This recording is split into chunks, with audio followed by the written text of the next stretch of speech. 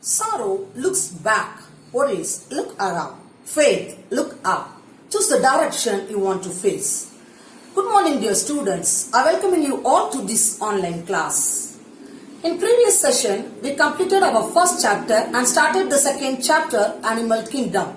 In that, the animal kingdom is divided into two types. One is chordates, another one is non-chordates. In non-chordates, there are different phylums. And we have completed the characteristics of phylum Porifera to phylum Ascalmanthus. In today's class, we are going to discuss the characteristics of phylum Annelida to Hemichordata and the phylum Chordates. In previous class, we have completed up to phylum Ascalmanthus.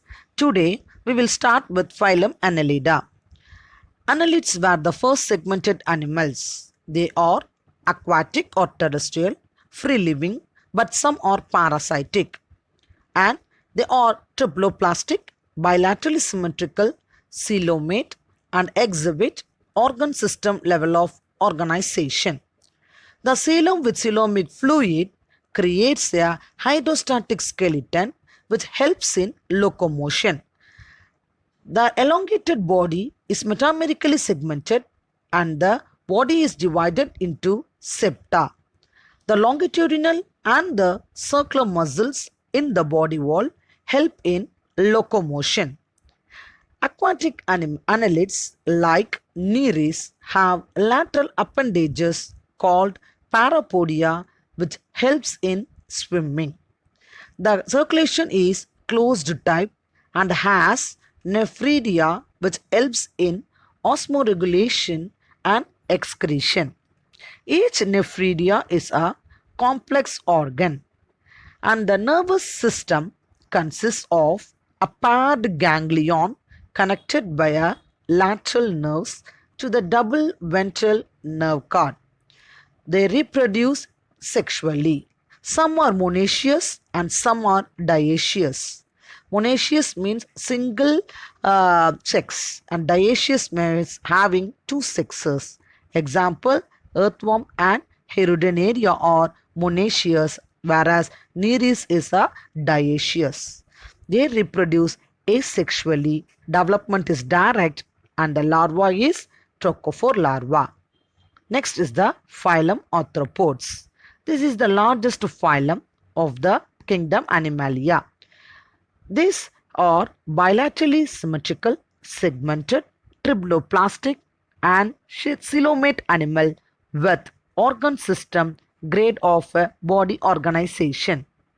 And the body is divided into head, thorax and abdomen with a body cavity called hemocele.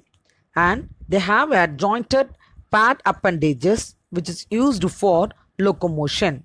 The exoskeleton is chitinous. Respiratory organs are gills, book lungs or trachea. And the circulation is open type. Malpighian tubules, coxal gland and green gland act as the excretory organ. The sense organs are antennae, eyes and statocyst. Statocyst is the organ of balance or equilibrium. They are mostly dioecious and oviparous. They lay eggs. Fertilization is usually internal. Development may be direct or indirect. Examples for this is Apis, Bombyx, Locust and Heteromorphs. And there are some other arthropods which act as vectors. They are Anopheles, Culus and Aedes mosquito. Some arthropods are economically important insects such as Apis, honeybees, Bombyx silkworm and lac insects. There is a living fossil in arthropod called Limulus. You can see Limulus in this picture. And the next phylum is phylum Mollusca.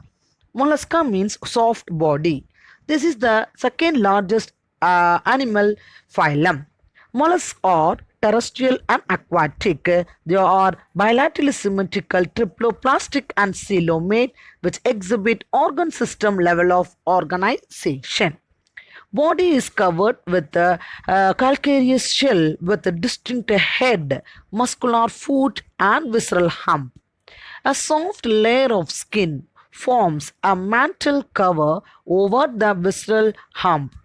The space between the mantle and the visceral mass is called the mantle cavity, in which a number of feather-like gills or ctenidia are present, which is respiratory and excretory in function. Sensory tentacles are present as a sense organ, and radula is used for digestion, which is present in mouth. The characteristics of phylum Mollusca also includes open circulatory system, excretory organs or nephridia. Blood contains hemocyanin, a copper-containing blue color respiratory pigment. Larva is the veliger larva. They are oviparous and dioecious. Oviparous means they lay eggs. Development is indirect. Example, Pila, Pinctada, Sepia, Loligo, and octopus. The next phylum is the phylum Echinodermata. Echinos means spiny and dermos means skin. All echinoderms are marine animals. These animals have mesodermal endoskeleton of calcareous ossicles, hence the name Echinodermata. They are triploplastic coelomate animals with organ system level of organization. And the adult are radially symmetrical, but the larva is bilaterally symmetrical. The digestive system is complete with a mouth on the ventral side and anus on the dorsal side. The most distinctive features of echinoderms is the presence of a vatrovascular system or umbilical system with tube feet or podia, which helps in locomotion, capturing the prey, and transport of food and respiration.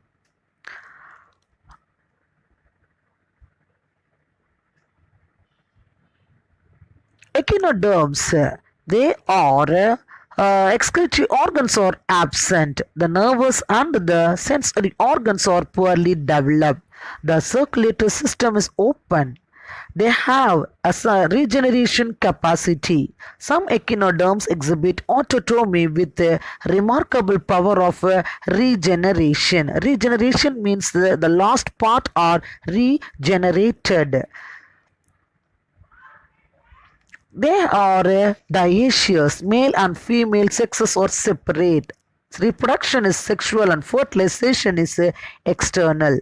Development is indirect with free-swimming bilaterally symmetrical larvae. Example, Astrius, Antedon, Echinus, etc. So far we have seen the non-chordates, different phylums of non-chordates from Porifera to Echinodermata. And the next phylum is the phylum Hemichordata. This Hemichordata comes under Chordata. Hemichordata were really treated as a subphylum of Chordata. They are now regarded to be an independent phylum of invertebrates, which is close to Echinodermata. The animals of this group possesses the characters of invertebrates as well as the characters of chordates.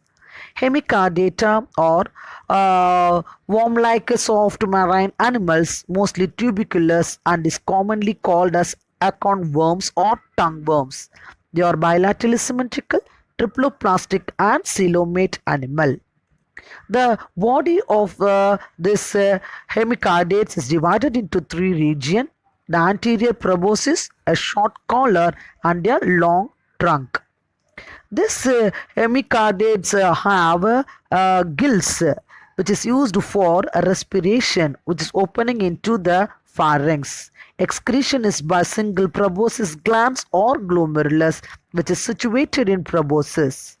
Nervous system is primitive, sexes are separate, and exhibit sexual mode of reproduction. Example, balanoglossus and saccoglossus. Next, we move on to phylum Chordata. Chordata means string. Chordata is the largest phylum with most familiar group of animals such as fishes, amphibians, reptiles, birds and mammals, and less known forms such as lancelets, that is Amphioxus, and tunicates, which includes Ascidian. These lancelets and tunicates belongs to the subphylum of Chordata. So all chordates possess three fundamental distinct features at some stage of their life cycle. They are, first one is the presence of notochord. Second one is presence of nerve cord. Third one is pharyngeal gill slits. First we see presence of elongated rod-like notochord. This notochord is found below the nerve cord and above the alimentary canal. Alimentary canal is nothing but the digestive system. It serves as a primitive internal skeleton. It may persist throughout its life in lancets and lampreys. So this notochord is present throughout the life in lancets. In adult vertebrates, this notochord may be partially or completely replaced by backbone or vertebral column. So our vertebral column is made up of this notochord. Second one is the dorsal halo tubular nerve cord. So it is a fluid-filled cavity, lies above the notochord and below the dorsal body wall. It serves to integrate and coordinate the body functions. This nerve cord coordinates the body function. So which one is coordinating our body function? Our brain. So in higher chordates, the anterior end of the nerve cord get enlarged to form the brain, and the posterior part becomes the spinal cord, which is protected inside the vertebral column. Here the notochord acts as the backbone, and here the nerve cord acts as the brain and spinal cord. Third one is the pharyngeal gill slits. This presence of pharyngeal gill slits in all chordates at some stages of their life cycle. It is a series of gill slits or the clefts that perforates the wall of the pharynx. So these gills are present in the pharynx. Pharynx is a part of our alimentary canal and appears during the development of every chordate. In aquatic forms, that means the for animals which lives in water, the pharyngeal gill slits are vascular and lamellar. Lamellar means idhal pola line adikirkum and form the gills for respiration. In terrestrial chordates, terrestrial means the animals which lives on land. Traces of functional gill cleft appear during embryonic developmental stages and disappear later. Besides the above said features, chordates are bilaterally symmetrical, triploplastic, coelomate with organ system level of organization. They possess the post-anal tail. You can see in this picture the post-anal tail. Closed circulatory system. Closed circulatory system means blood vessels are present. In open circulatory system, the blood vessels are absent. In closed circulatory system, the blood vessels are present with a ventral myogenic heart except in Amphioxus. This heart is absent in Amphioxus, whereas it is present in all other chordates. So this is a very important 5-mark question. What are the or explain the characteristic features of chordates or fundamental distinctive features of chordates. So you have to draw the diagram also. So practice drawing the diagram. Next we move on to the comparison of chordates and non-chordates. So how these chordates and non-chordates are different. Chordates means presence of notochord. Non-chordates means the notochord is absent. In chordates, there is a dorsal halo and single nerve cord is present. But in non-chordates, it's a double ventral solid nerve cord is present. This is present in phylum Annelida, arthropods and mollusks. So it is a double ventral solid nerve cord. In chordates, the pharynx perforated by the gill slits. Whereas in non-chordates, these gill slits are absent. In chordates, the heart is ventrally present. Ventral, what is ventral and dorsal? Ventral means inside. the part, and dorsal means way mele. So if you keep your palm on the table, so this black part is the dorsal side, and the part which is inner, that is the white part, is the ventral. So our vertebral column is present in our dorsal side, whereas our abdomen is present in our ventral side. So this is dorsal and ventral. The heart is ventrally placed in chordates, whereas heart is dorsal or laterally placed or may be absent in non-chordates. Post-anal tail is present in chordates, whereas post-anal tail is absent in non-chordates. This alimentary canal is placed ventral to the nerve cord in chordates, whereas alimentary canal is placed dorsal to the nerve cord in non-chordates. So it is an important 3-mark question. So compare the differences between chordate and non-chordates. Next we move on to the subphylum Urochordata, and it is also called as tunicata. Uro means tail, chordate means nerve, notochord. They are exclusively marine and are commonly called sea squids. They live in the sea. Mostly they are sessile. Sessile means they do not move. Some are pelagic and some are free swimming. Exist as solitary and colonial forms. They live separately or may live in colonies. The body is unsegmented and it is covered by a test or tunic. Tunic is nothing but a membrane. The adult forms are sac-like. You can see in this picture. The coelom. Coelom is nothing but body cavity. Coelom is absent but has an atrial cavity. That means a mouth, a cavity surrounding the pharynx. The notochord is present only in the tail regions of the larval stage. Hence, they are named as Urochordata. Uro means tail. So, the notochord is present only in the tail region of the larval stage. Alimentary canal is complete and circulatory system is open. The heart is ventral and tubular. Respiration is through gill slits and clefts. The dorsal tubular nerve cord is present only in the larval stage, and a single dorsal ganglion is present in the adult. So, dorsal tubular nerve cord, that means it converts into brain and spinal cord, no? So, this tubular nerve cord is present in the larval stage, but in adults, a dorsal ganglion. Ganglion is nothing but ஒரு நரம்பு முடிச்சு. Ganglion is present. They are mostly hermaphrodite. That means both the sexes are present in the same animal. Development is indirect and includes a free-swimming tadpole larva with chordate characters. They show retrogressive metamorphosis. What is meant by retrogressive metamorphosis? It is an aquatic free-swimming larva with a notochord that changes into a sessile non-chordate adult. So this is called retrogressive metamorphosis development. Example for this is Acidia, Salfa and Dolium. Next is the subphylum Cephalochordata. Cephalo means head, chordata means cord. So here the notochord is present only in the head region. Cephalochordates are marine forms found in the shallow waters, leading a burrowing mode of life. They live under the sea.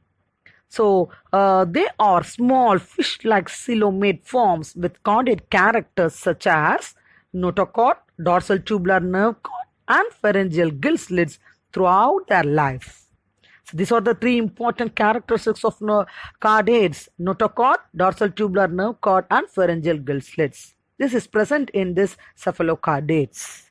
Closed type of circulatory system is seen without heart. Heart is not present, but blood vessels are present. Excretion is by protonephridia. What is protonephridia? Proto means first.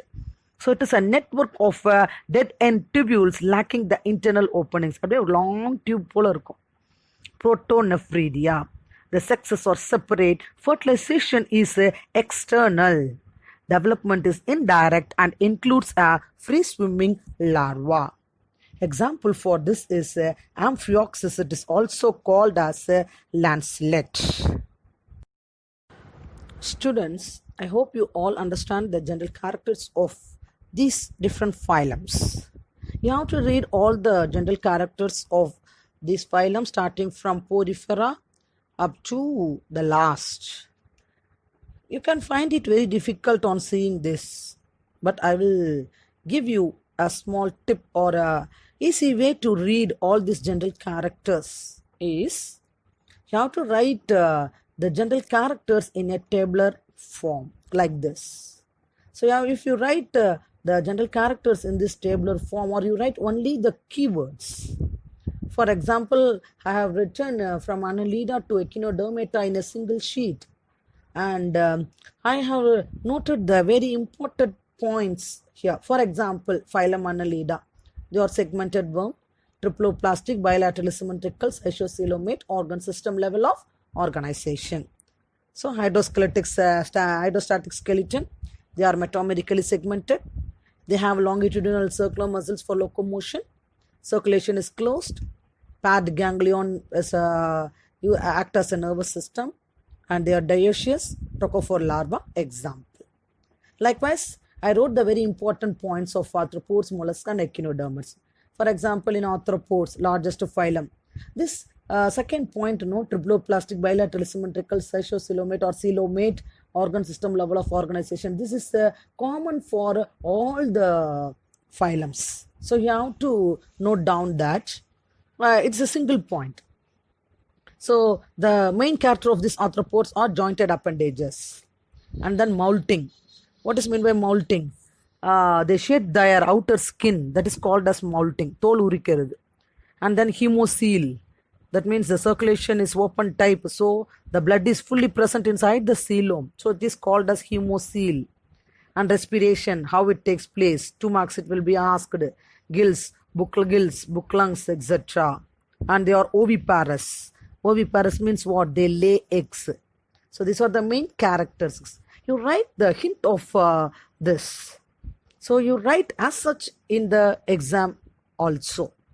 So as in exam point of view, the points are very important.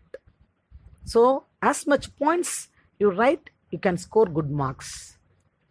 Okay, so all should write the general characters of different phylums in your classwork separately like this. So you write 3 characters in one sheet, or you can write 2. But your handwriting should be neat and clean so that you can able to revise for further studies. Okay, thank you.